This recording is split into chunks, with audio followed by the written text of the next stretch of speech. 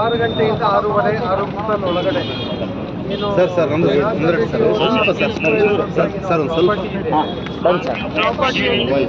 ಮಾಡಲ್ house ಅಂತ ಗಿಡಗಂಟೆಗಳೆಲ್ಲ ಆಗಿ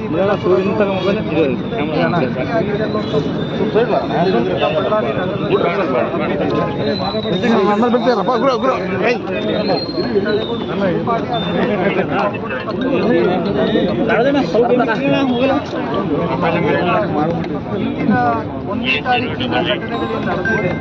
ಅದರಲ್ಲಿ ಕಾಂಗ್ರೆಸ್ಸಿನ ಮುಖಂಡರು ಏನು ಹೇಳಿಕೆ ಕೊಟ್ಟರು ಅಂದರೆ ಈ ರೀತಿ ನಾವು ಹೊಡೆದಾಕ್ತೀವಿ ಅಂತೇಳಿ ಆಗಿದೆ. ಎಲ್ಲವೂ ಕೂಡ ಈ ರೀತಿ ನಡೀತಾ ಇದೆ ಅನ್ನೋದು ಎಲ್ರಿಗೂ ವಿಷಯಗಳು ಒಂದೇ ವಿಷಯಗಳು ತಮ್ಮ ಬಂದಿದೆ. ಹಾಗಾಗಿ ಒಂದ್ಸರಿ ಕಡೆ ಕಾನೂನಾತ್ಮಕವಾಗಿ ನಡಿಬೇಕು ಮತ್ತು ಹಿಂದೆ ಇರುವಂಥವ್ರನ್ನ ಪತ್ತೆ ಒದಗಿಸ್ಕೊಡ್ಬೇಕು. ಬಳ್ಳಾರಿ ಅಂತ ಹೇಳಿದ್ರೆ ಒಂದು ಸ್ವಲ್ಪ ಶಾಂತಿಯುತವಾಗಿ ಆಗ್ಬೇಕು. ಇದು ಸೇಡಿನ ರಾಜಕಾರಣ ಯಾವತ್ತೂ ನಡಿಬಾರ್ದು ಅನ್ನೋದು ಪಾರ್ಟಿ ಕಡೆಯಿಂದ ತಮ್ಮ ಗಮನಕ್ಕೆ ತರ್ತಾ ಇದೆ.